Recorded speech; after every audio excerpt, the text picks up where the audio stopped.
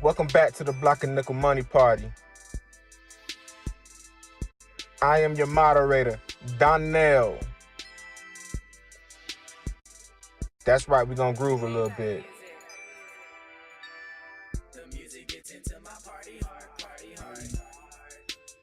I hope you're ready. Girl,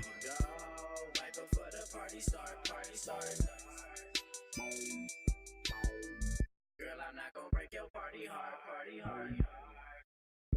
Girl, I'm just letting you know, because we about to party hard. I hope you're ready to go. Welcome back to the Block and Nickel Money Party. A paradigm shift. We are standing in the eye of a paradigm shift. Under our nose, an entire digital asset has been created. It's been monetized. A lot of people have gotten rich off it. What am I talking about? I'm talking about blockchain, Bitcoin, Ethereum, Litecoin, Ripple. These are all forms of blockchain technology. Now, I'm not coming into this episode to teach you what a blockchain is and get into that. What I am here to do is I am here to point out the fact that it's mighty quiet on that front, right? It is pretty quiet. This time last year, it was everywhere. It was all on the news. Everywhere you turn, everybody was talking about blockchain technology and Bitcoin. IBM has commercials about blockchain technology. It was everywhere. But now it's quiet. One Bitcoin was worth $20,000 at one point. What goes up must come down, of course. So it took a huge tumble. Bitcoin took a huge tumble. And now it's pretty much parked at 6,000. And it, of course, it moves between the spread of 6,000 and 7,000. But that's pretty much where it's at right now. Between the spread of $6,000 and $7,000 USD. Now, and pardon my voice, I'm under the weather right now, but I really want to show you something. You got to remember this. Nobody is talking about it.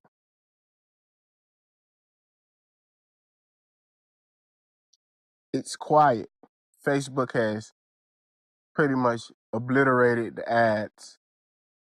The last little hype that it had was that went away with that huge scandal of but what I'm here to talk about today is understanding that just because it is quiet does not mean that it's dead. Just because it is quiet does not mean it's dead. You see, whether you believe it or not, cryptocurrency is here and it isn't going anywhere. Now, what form and shape it takes, I can't tell you. Who knows? But it's going to be worth an awful lot. And my podcast is dedicated to the working class person, to the person that's still building wealth. This is not an opportunity you want to miss out on. If you are still building wealth, if you are working class or still building wealth, this is not an opportunity you want to miss out on. Some people says Bitcoin is akin to gold. Well, I don't necessarily believe that, but I do believe in diversification. So if you don't have any cryptocurrency, inside your portfolio, then you should reconsider things because it's gonna move again.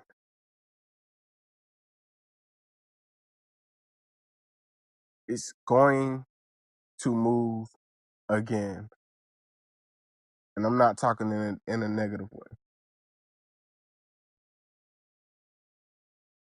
Specifically, Bitcoin will be worth more than it is in the next 5 years. So what am I talking about? And why am I getting into this? Because you see, you don't find huge returns in sectors that everyone is talking about. You find the huge returns in the sectors that no one is talking about. If everybody is talking about it, all of the gains have been made. For instance,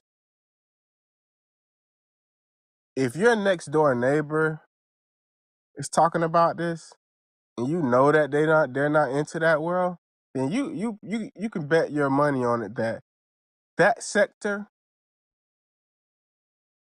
the gains have been made. Now,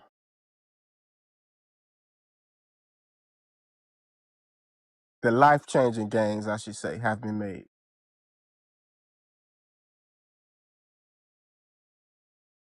In theory, you should not go against the crowd. I mean, if the whole crowd is going left and you go right, you might find yourself in a huge jam.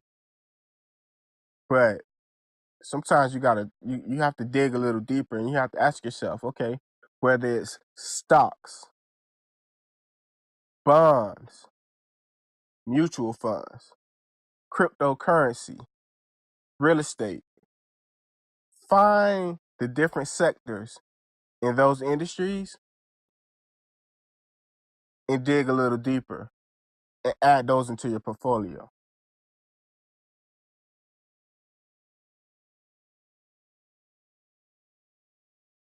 I mean, this is not new. You got to remember there is a such thing as the pump and dump.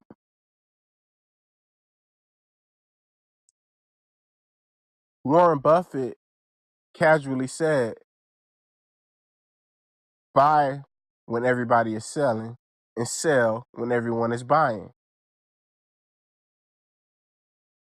Buy when everyone is selling and sell when everyone is buying.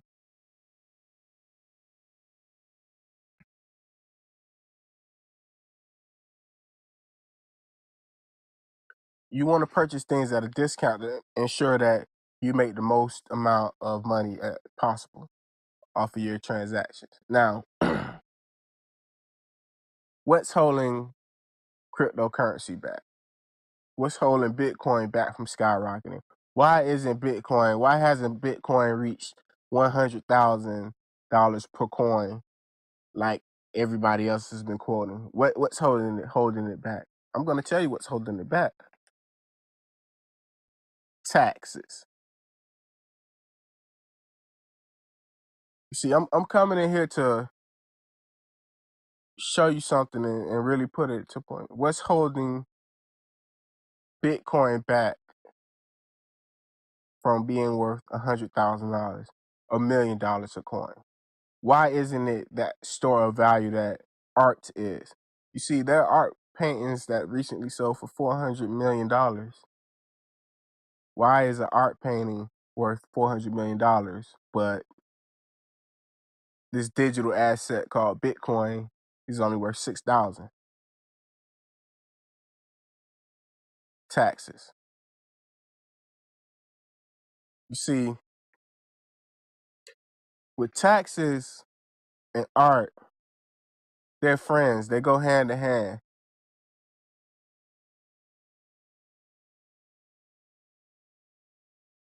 Art is considered a tax haven. It's a tax write-off.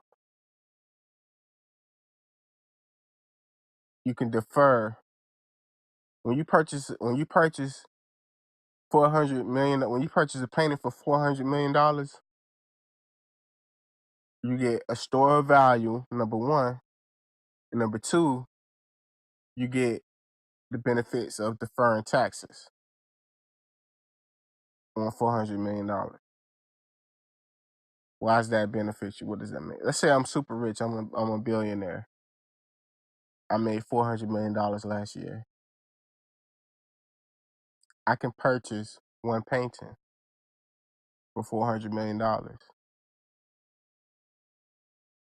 And then by me using that store of value, I can defer taxes.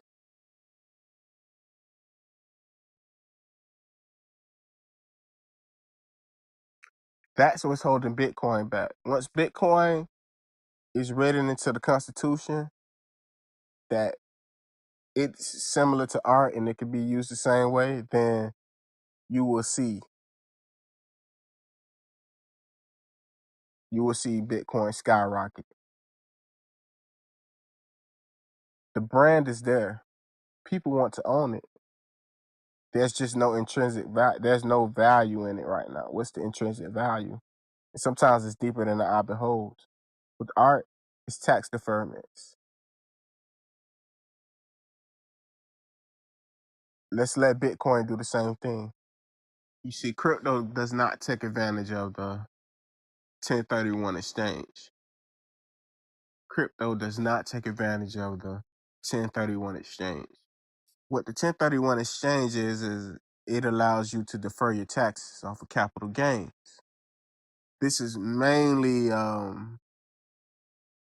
used in art, real estate, and car collectors. But basically, collectors and real estate moguls use the 1031 exchange. And what they do is it allows them to sell or exchange. That's a better term. It allows them to exchange their property for another property while deferring the taxes, that the capital gains taxes. Now, I'm telling you, that is what is holding crypto back.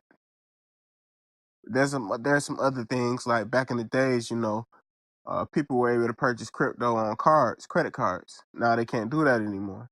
It's not as easy, I should say. A lot of the credit card companies have blacklisted. They have blacklisted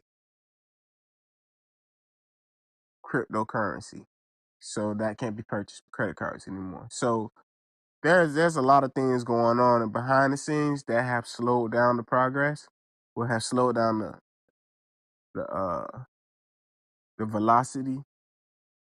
But do not be mistaken. It is here. Things are happening. So don't get lost in the wind. Don't be the person that doesn't own any cryptocurrency or any Bitcoin when it is accepted into the 1031 exchange situation. When that is written into those laws, watch what I tell you. Watch what happens to that crypto. It is not an infinite amount of crypto, of Bitcoin. It's a limited supply of Bitcoin. And you really want to have some when this thing takes off. It's not rocket science. It's just more about being alert. And that's what we do here at the Block and Nickel Money Party. We talk about that. So if you like this conversation and you like this dialogue that I got into today, hit me up. Come to the Block and Nickel page on Facebook. Tell me that you liked it. Follow me and let me know, hey, I like these type of topics, because these are the type of things that we're going to start getting into. Once again, I am Donnell, your moderator for the Block and Nickel Money Party. Thank you. And remember, it's up. You can't see the pain, but your ears hear everything my heart shares. I'm just trying to part here.